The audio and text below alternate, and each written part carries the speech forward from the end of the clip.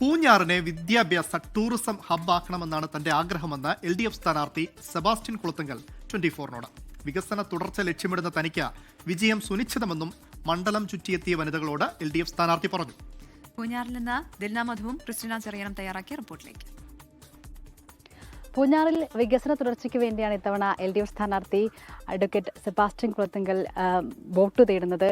എങ്ങനെയാണ് 5 വർഷം ഇവിടെ നടത്തിയ ഒരു പ്രവർത്തനം അത് നിർത്തി തന്നെയായിരിക്കുമല്ലോ ഇത്തവണ ജനങ്ങളോട് വോട്ട് ചോദിക്കുക? തീർച്ചയായിട്ടും പൂഞ്ഞാറ് ഒരു വികസന മുരടിപ്പിൻ്റെ ഒരു പ്രദേശമായിട്ടാണ് നിലനിന്നിരുന്നത്.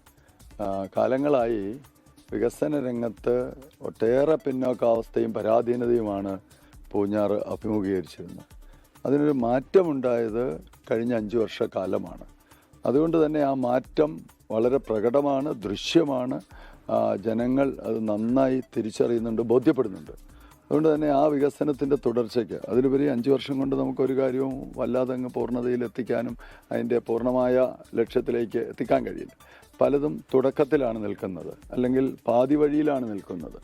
അതുകൊണ്ട് തന്നെ ഒരു വികസന തുടർച്ചയ്ക്ക് ഇത്തവണ ജനങ്ങൾ വോട്ട് ചെയ്യും എന്നുള്ളത് ഒരു തർക്കമറ്റ സംഗതിയാണ്, ഉറപ്പുള്ള കാര്യമാണ്. ഇപ്പോൾ കഴിഞ്ഞ 5 വർഷത്തെ ആ വികസനം ആ പാസ്റ്റ് കാണിക്കുന്നു. ഒപ്പം തന്നെ ഇനി വരുന്ന 5 വർഷത്തെ, കാരണം ഇതിൻ്റെ ഒരു തുടർച്ചയാവണമല്ലോ, എന്തൊക്കെ കാര്യങ്ങളാണ് ഈ മണ്ഡലത്തിൽ ചൂണ്ടിക്കാണിക്കാനുള്ളത്? പ്രധാനമായും ശബരി ഗ്രീൻഫീൽഡ് ഇന്റർനാഷണൽ എയർപോർട്ട് അത് യാഥാർത്ഥ്യമാക്കണം. അതിനു വേണ്ടിയിട്ട് സ്ഥലമേറ്റെടുപ്പ് നടപടികളാണ് ഇപ്പോൾ നടന്നു വരുന്നത്. മറ്റ് ഔദ്യോഗികമായ നടപടിക്രമങ്ങൾ ഏതാണ്ട് എല്ലാം തന്നെ പൂർത്തീകരിക്കപ്പെട്ട് കഴിഞ്ഞിട്ടുണ്ട്. അതുമായി ബന്ധപ്പെട്ട അനുമതികൾ, പാരിസ്ഥിതിക അനുമതിയും അതുപോലെ തന്നെ സിവിൽ കേന്ദ്ര ഏവിയേഷൻ വകുപ്പിൻ്റെ അനുമതിയും ഡിഫൻസിൻ്റെ അനുമതി, ഇത്തരം കാര്യങ്ങളെല്ലാം ഏകദേശം ആയിക്കഴിഞ്ഞു. ഇപ്പോൾ സ്ഥലമേറ്റെടുപ്പിന് വേണ്ടി സ്പെഷ്യൽ തഹസിൽദാർ ഓഫീസ് ഈ ഗവൺമെൻറ്റിൻ്റെ ഏറ്റവും ഒടുവിലത്തെ, എനിക്ക് ഏറ്റവും അഭിമാനമുള്ളൊരു കാര്യമാണ്. ഞാനാണത് ഏകോപിപ്പിച്ച് അതിൻ്റെ ഒരു പ്രവർത്തനം മുന്നോട്ട് കൊണ്ടുപോകാൻ ഭരണതലത്തിൽ ഇടപെട്ടുകൊണ്ടിരുന്നത്, സ്ഥലത്തെ MLA എന്നുള്ള നിലയിൽ. ഏറ്റവും അഭിമാനമുള്ളൊരു കാര്യം, ഏറ്റവും ഒടുവിലത്തെ മന്ത്രിസഭാ യോഗത്തിൽ അതിൻ്റെ തീരുമാനം എടുപ്പിക്കാൻ കഴിഞ്ഞു.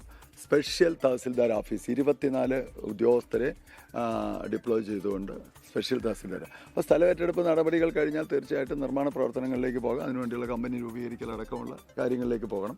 അപ്പോൾ ശബരി ഗ്രീൻഫീൽഡ് ഇന്റർനാഷണൽ എയർപോർട്ട് യാഥാർത്ഥ്യമാക്കാൻ അടുത്ത 5 വർഷത്തിനുള്ളിൽ കഴിയും. തെരഞ്ഞെടുപ്പിലേക്ക് വരുമ്പോൾ കോട്ടയത്തെ പൊതുവെ മണ്ഡലങ്ങളുടെ ഒരു പ്രത്യേകത LDF UDF പോരാട്ടമാണ്. പക്ഷേ പൂഞ്ഞാറിൽ കഴിഞ്ഞ തവണയും ഒരു ത്രികോണ പോരാട്ടത്തിന്റെ പ്രതീതി ഉണ്ടായിരുന്നു. അപ്പോൾ അതിൽ നിന്ന് ജയിച്ചു വരുന്നത് വളരെ കളർഫുൾ ആയിട്ടുള്ള ഒരു ജയമായിരുന്നു കഴിഞ്ഞ തവണത്തേത്. അപ്പോൾ ഇത്തവണയും ത്രികോണ പോരാട്ടമുണ്ട്. മാത്രമല്ല അതിൽ NDA എന്ന രീതിയിൽ തന്നെ 3ാം സ്ഥാനാർത്ഥി വരികയാണ്. കഴിഞ്ഞ തവണ അതിൽ വ്യത്യസ്തമായി BJPയുടെ ചിഹ്നത്തിൽ ഒരു സ്ഥാനാർത്ഥി വരുന്നുണ്ട്. അപ്പോൾ ഇത്തവണത്തെ പോരാട്ടം എത്രത്തോളം വാശിയുള്ളതാണ്? അതിൽ ആ പ്രതീക്ഷ എങ്ങനെയാണ്? തെരഞ്ഞെടുപ്പിൽ LDF സ്ഥാനാർത്ഥിയായി ഞാൻ വിജയിക്കും എന്നുള്ളത് സുനിശ്ചിതമാണ്. മെയ് 4-ന് പെട്ടി പൊട്ടിക്കുമ്പോൾ വിജയം സുനിശ്ചിതമാണെന്നുള്ള ആത്മവിശ്വാസത്തിലാണ് അല്ലേ? ഓക്കെ. അപ്പോൾ എന്തായാലും നമ്മൾ ഈ സിനിമയിലെ കവിത കേട്ടതുപോലെ പാലായിലുള്ളവർക്ക് പാലാണ് റബ്ബർ, കേരള നാടിന്റെ നട്ടെല്ല് റബ്ബർ. ആ റബ്ബർ അധിഷ്ഠിത രാഷ്ട്രീയമുള്ള ഈ പൂഞ്ഞാറ്, റബ്ബർ കർഷകരിൽ അവരുടെ ആ ഒരു ജീവനോപാധി, അതിലൊക്കെ ഉപരിയായി ലോക ടൂറിസം ഭൂപടത്തിൽ പൂഞ്ഞാറിനെ അടയാളപ്പെടുത്തലാക്കുമെന്നാണ് അദ്ദേഹം പറയുന്നത്. എന്തായാലും ഓൾ ദി ബെസ്റ്റ്. ലോകത്തെവിടെയായാലും ഏത് സമയത്തും 24 വാർത്തകളും ഓഗ്മെന്റഡ് റിയാലിറ്റി പാക്കേജുകളും എക്സ്പ്ലെയിനറുകളും വിശദമായി കാണാൻ ഞങ്ങളുടെ YouTube ചാനൽ നിങ്ങൾക്ക് സബ്സ്ക്രൈബ് ചെയ്യാം.